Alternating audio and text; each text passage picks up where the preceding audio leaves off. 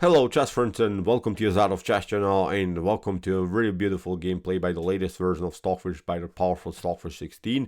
Today we see a theoretical amazing gameplay by the fish with the white pieces against another top engine Velvet in the Queen's Indian defense in the so-called Nimzowitsch variation, and this line bothered me many times. I didn't know what to do. I didn't know how to react in a good way. I had my issues, I have to say, with the white pieces to battle against these types of positions, against these types of structures, and that's what I really like about these games that we analyze here on my YouTube chess channel, Play by Stockfish, because the games that we see give us new opportunities, new sidelines, new theoretical values. I think that bothers us. Of course, probably you're bothered by many openings and you don't know what to do, you don't know how to react, you don't know how to make further progress. So that's why I think the Stockfish games are really important. Everyone now these days is using the Stockfish engine, so that's why I really love to analyze these games and of course have a great preparation openings and in sidelines of openings. So let's start with the game with the white pieces. The fish opened with the move d4, knight to f6, played by the Velvet engine. We have c4, e6, and now after move knight to f3, Stockfish plays the counter Nimzo or anti-Nimzo Indian system. We don't want to play knight to c3 because then you're inviting your opponent into the Nimzo Indian defense. Of course, it's playable, but I like more this counter Nimzo Indian approach. We have b6, the Queen's Indian defense, g3, Fianchetto Variation, and now comes this Nimzowitsch Variation with the move bishop to a6, hitting the pawn on c4. Basically, forcing a reaction by white. b3 and queen to c2 are of course the main lines of this particular position. Stockfish goes into this line, queen to c2. There is a beautiful game in this year in which Nxd5 destroyed Magnus Carlsen with the white pieces in this particular line. Very aggressive approach we have seen by Nxd5. Here we have c5, and this move c5 is sometimes really unpleasant to handle, because if you play d takes c5, then you're inviting your opponent maybe bishop into the game. The bishop comes out with a tempo, or even after b takes c5, black could have a pawn majority then in the center of the board, could maybe hit the center, then afterwards with the move d5 could get use also of the open b file. So it's sometimes, as I said, really unpleasant to handle. Even if you don't react here maybe in the center, then after bishop to g2, your opponent will simply continue the pressure against the pawn on d4. I'm not saying something went wrong here for white, but I think you want to create more dynamic positions out of the Queen's Indian with the white pieces. You have to now, as I said, really maybe even find your way in these types of positions. You have to also find your style, what kind of a player you are. If you're more positional player, then you will play probably more solid ways. If you're more tactical player, then you go into this line that the Stockfish will show us here, d5. Very dynamic approach. It seems in the beginning, of course, that it's not working because you're losing a pawn. Look at this, e takes d5, c takes d5, and now from bishop to b7, this pawn gets hit now twice by the knights and bishops activity. But okay, white has, I think, here a good compensation for the eventually lost pawn. White will have a beautiful piece activity. I would not recommend you maybe even to go here with the move e4. It seems tempting, but then after queen to e7, okay, you could maybe protect then the pawn, but still the e-file attack could be very dangerous. This line has been played, but I think with not such a great success for white. White wants to, as I said, have more opportunities to win the game. So that's why bishop to g2. Stockfish plays the most aggressive way, simply sacrifices now the pawn. We have kingside castling, but Stockfish will gain now a beautiful piece activity. Will simply let the pawns roll, will simply also let the pieces flow all over the board. So after kingside castling, we have bishop to e7. So Velvet is also trying to be fast in development, simply securing the king by castling, and now a rook to d1. In some lines, knight to c6 is very often a popular line. Rook to d5 is not good because knight to b4 is happening, so it's not working. Then queen to f5 would be sort of a main line. But here's for rook to d1, the Velvet engine played now the move queen to c8, connecting now the queen to the bishop on b7, because we have to say the knight is a little bit loose here in the center of the board. The bishop is overloaded to the defense of the knight. If something clears on the long diagonal, and if this bishop is not protected by the queen, then of course the bishop could be taken afterwards.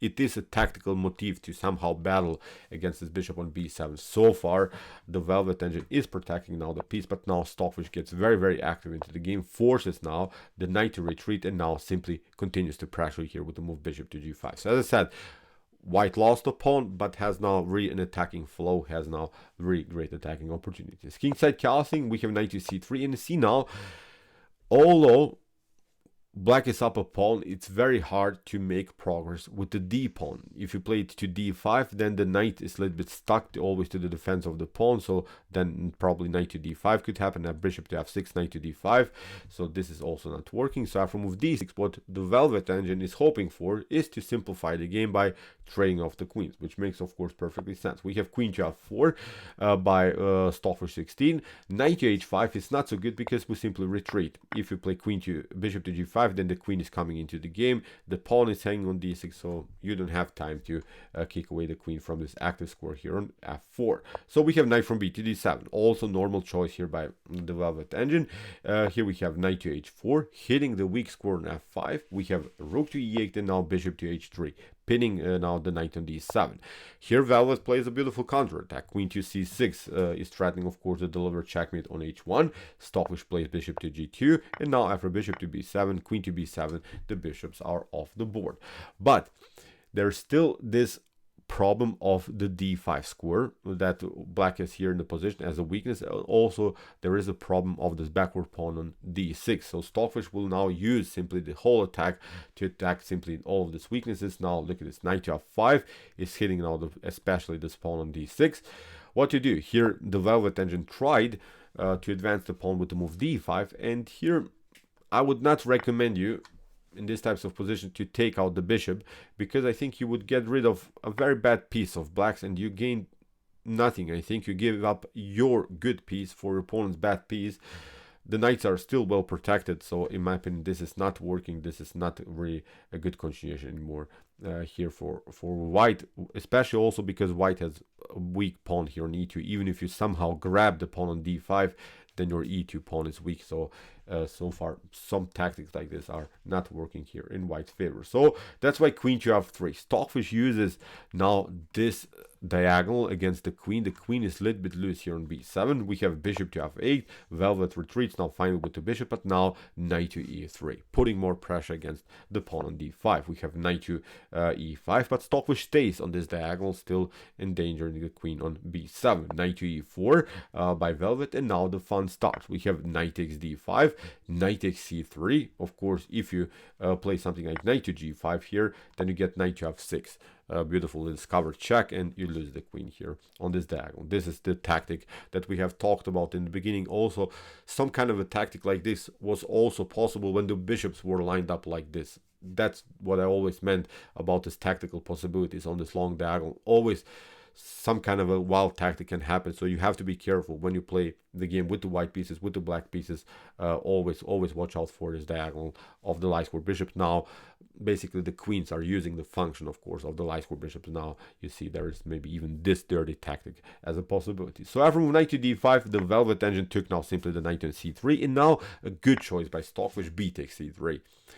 Very important idea to keep the knight in the center of the board, and of course not simplify the game further by trading off the queens. If you trade off the queens, then you don't have anymore so many great attacking chances. So rook from a to b8, we have a4 preventing b5, queen to a6 hitting the pawn, Stockfish protected, and now queen to c8, bishop to f4 hitting the knight, and now c4. We have queen to g2 supporting further the knight on d5, and now h6. Here Velvet is creating breathing spaces, is maybe even trying in some lines to hit the bishop here with the move g5. Here we have a rook to a2, very nice move, improving the position of the piece, simply getting a beautiful rook battery, and support simply the further progress here, and support the best piece on the board, the powerful knight that's centralized here on d5. We have queen to c5, g4, very nice move. Stockfish is saying now, I have here a fixed position around this knight. Now I have to use some kind of a dynamic opportunity here. I have to create some spaces here. I have to open the position somehow, because we have to say white has here a beautiful piece activity. Rook to e6 by Velvet, getting the rook into the game. Rook to d2 by Stockfish 16. Rook to c8, and now h4. Stockfish continues the pressure here on the king side. Really wild stuff. Queen to c6, we have g5, h takes g, h takes g, knight to g6, hitting the bishop, and now bishop to g3.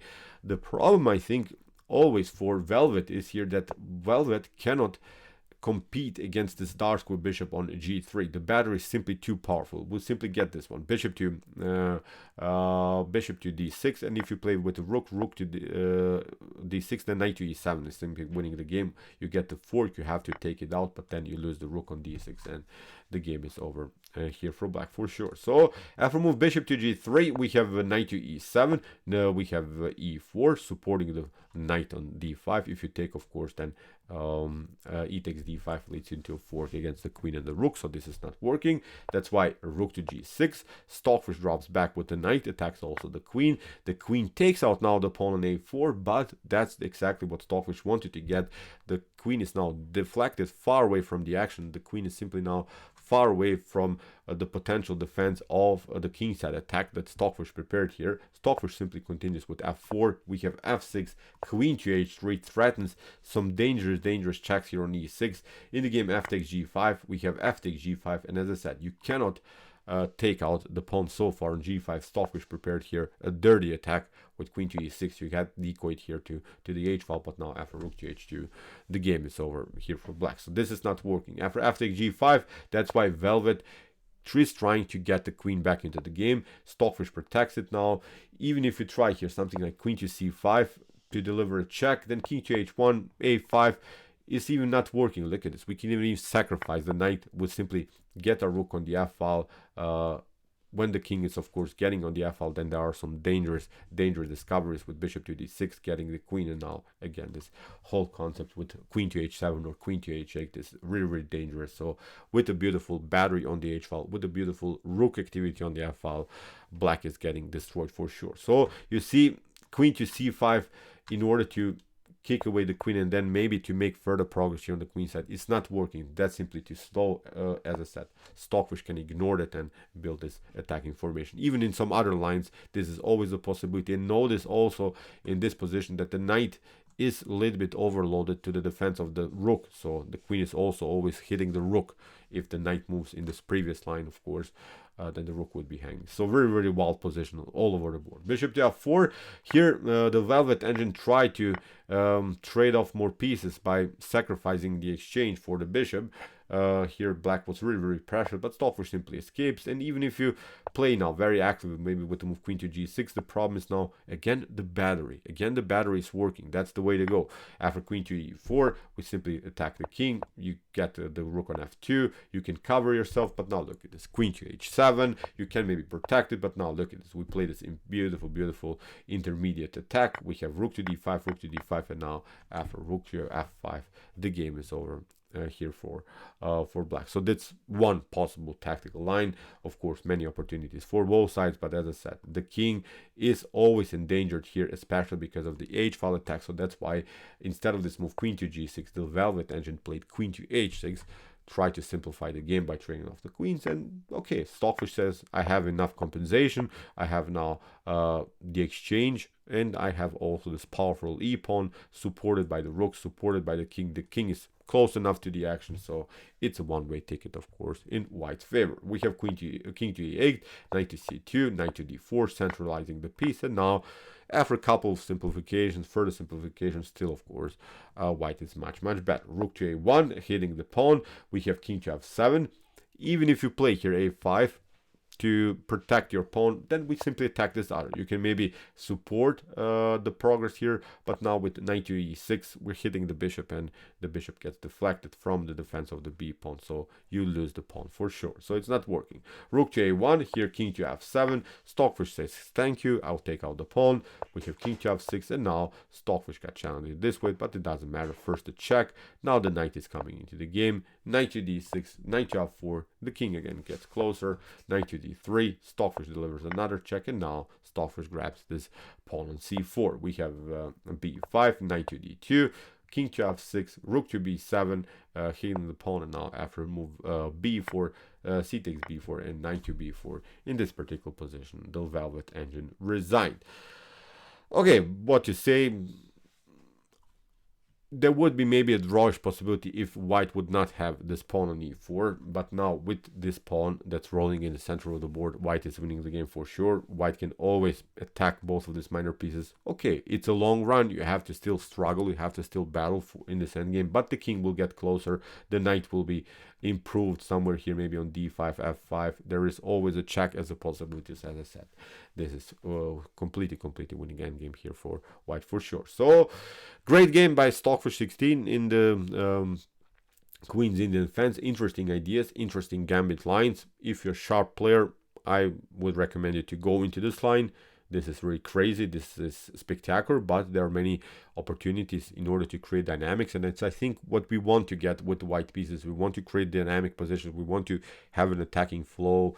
The worst thing, I think, in chess is when you play with the white pieces and you didn't create anything. You just maybe played a draw, lost the game without even giving a shot somehow. It's, I think, a worst feeling in chess, especially with the white pieces. You want to be sort of on the attacking side. You want to be very aggressive. So, okay, I hope that you enjoyed this game. Interesting theory here by Stockfish 16. If you want to see more beautiful chess games like this, check out our Competent Chess Games Play by Computer series.